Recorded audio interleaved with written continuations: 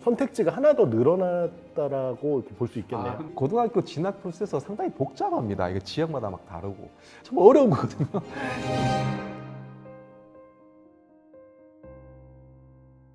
주간 대치동으로 찾아온 엠베스트 입시전략 책임연구원 왕우석입니다. 반갑습니다. 엠베스트 학원 원장 겸 입시전략연구소 소장 겸 김창식입니다. 반갑습니다. 네, 안녕하세요. 입시전략 책임연구원 방희성입니다. 가면 갈수록 고등학교 선택을 하는 시기, 연령이 좀 낮아지는 것 같아요. 과연 어떤 선택을 해야 우리 아이가 좀 더 나은 대학을 진학할 수 있을지, 우리 학생들이 선택할 수 있는 학교들이 어떤 학교들이 있는가요? 선택지는 굉장히 다양하죠. 우선 뭐 조금 다르긴 하지만 영재고가 있고, 또 우리가 흔히 말하는 특목고가 있고, 또 특성화고가 있고, 또 자율형 고등학교, 그리고 일반계 고등학교 이렇게 있는데, 그 안에 보면 좀 더 세분화되게 많이 있죠. 저희가 흔히 이제 특목고라고 얘기를 하면은 뭐 과고가 있고, 외고, 국제고, 또 예술고, 체육고, 뭐 마이스터고 이런 학교들이 있고, 또 특성화고라고 해서 우리가 옛날에 정말 라떼식으로 말하면 실업계 고등학교가 이제 특성화고라고 생각하시면 될 것 같고, 뭐 일반고와 거의 뭐 동일하다라고 볼 수 있는 자공고가 있고, 또 이 일반계고 안에서도 자율형 자율학교 지정 고등학교가 있고, 또 중점학교가 있어요. 사실 선택지는 상당히 다양하게 너무 복잡네. 있죠. 맞아요. 복잡한.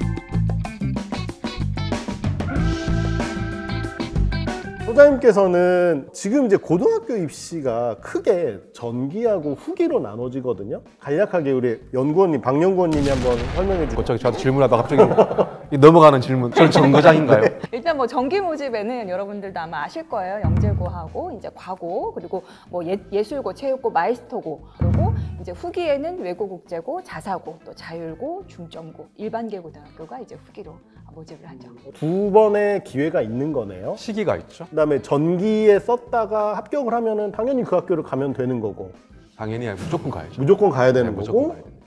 떨어지면은 이제 후기 학교를 쓸 수가 있는 거죠. 미리 알고 계시면 학교 선택을 하는데도 도움이 될 것 같고요. 이들 학교의 특징을 좀 간단하게 좀 설명을 좀 해주실 수 있을까요? 학생 기준으로 말씀을 드리는 게 맞을 것 같아요. 민문 계열이라고 한다면 선택할 수 있는 고등학교가 외고, 국제고, 그 다음에 자사고도 선택할 수가 있겠죠. 자연계열이야? 그러면은 자사고, 자연계열 갈지, 아니면 일반고에서도 과학 중점 과정에 있는 고등학교를 선택할 수가 있습니다. 근데 영재고, 과고 같은 경우에는 사실 어릴 때부터 학생들이 준비하다 보니까 중학교 지금 3학년쯤 된다고 한다면 선택 고민을 한다는 건 조금 무리수가 있는 겁니다. 뭐 이렇게 고등학교 선택할 수가 있겠고요. 아까 전에 뭐 학교 특징에 대해서 말씀해 주셨는데, 네. 뭐 영재고, 과고야 워낙 뚜렷하니까 대부분 학부모들이 인지하고 있을 것 같아요. 근데 자사고 같은 경우는 조금 다르죠. 학교장이 조금 교과 과정을 조금은 자율스럽게 운영할 수 있는 학교가 자사고입니다. 때문에 일반고 같은 경우에 교육과정 편성이 조금 매뉴얼화되어 있다고 한다면은 자사고는 학교의 상황에 따라서 다양한 교과목과 이게 학년도 넘나듬을 수 있거든요.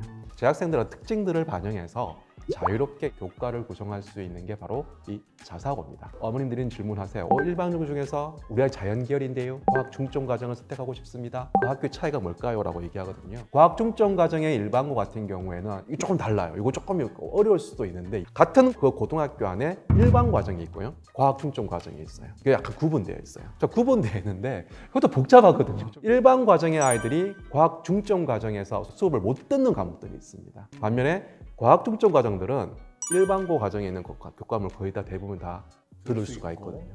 이런 부분에 약간 차이가 있고, 그러면 또 이런 질문을 할 수가 있어요. 성적은 그럼 어떻게 매겨지죠? 성적은요, 같이 매겨져요. 과학 중점 과정의 아이들이 선택한 과목과 일반 과정에 선택한 과목이 똑같다라고 한다면은 같이 성적을 매깁니다. 반면에 과학 중점 과정 아이들끼리 선택한 과목이 있어요. 그들끼리 이제 성적을 매기겠죠. 제가 또 하나 더 설명해 드리고 싶은 거는 자율학교입니다. 농어촌 자율학교라고 얘기하거든요. 대표적인 학교가 대표적인 학교가 공주 한일고라는 학교가 있고요. 그 다음에 공주 사대부고, 경남 쪽에 넘어가면 뭐 해성고라든지, 전라 또 가면 익산고라든지, 경북 쪽 가면은 뭐 풍산고라든지 뭐 이런 고등학교들이 있어요. 농어촌 지역에 있다 보니까 학교장이 교과 과정을 자유롭게 운영해 학교다라고 약간 특혜를 주는 학교라고 보시면 됩니다. 그러니까 이런 고등학교도 여러분들이 선택할 수 있다. 선택지가 하나 더 늘어났다라고 볼 수 있겠네요. 고등학교 진학 프로세스가 상당히 복잡합니다. 이게 지역마다 막 다르고 참 어려운 거거든요. 농어촌 자율학교 같은 경우에는 선택할 때 조금 주의해야 될 게 뭐냐면 내가 만약에 서울에 거주하고 있다 아니면 광역시급에 내가 평준화 지역에 살고 있다고 한다면 공주 한일고라든지 그런 공주 사대부고 전국 단위로 학생을 선발하니까 지원할 수가 있습니다. 문제는 뭐냐면 그 학교를 선택함과 동시에 내가 거주하고 있는 그 일반고를 선택할 수가 없어요. 한 곳만 선택을 해야 되니까. 일반고 범주에 들어가기 때문에 한 곳만 선택을 해야 돼요. 똑같이 후기 모집에 있는 학교니까. 그런 고등학교를 내가 선택할 때는 조금 여러분이 조금 주의를 하셔야 된다. 이런 부분 다시 한 번 더 말씀드리고 싶네요. 두 학교 중에 한 곳을 선택해야 되기 때문에 조금 더 이제 신중해야 된다.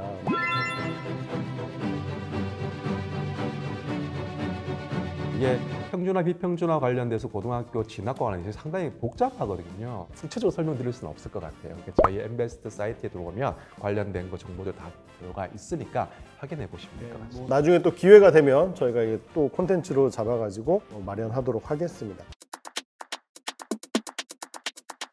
진짜 대학 진학에 유리한 고등학교가 있는 건가요? 있다. 있나? 아니요, 없어요. 대학 진학에 유리한 고등학교가 있는 게 아니라 그 고등학교에 얼마나 가느냐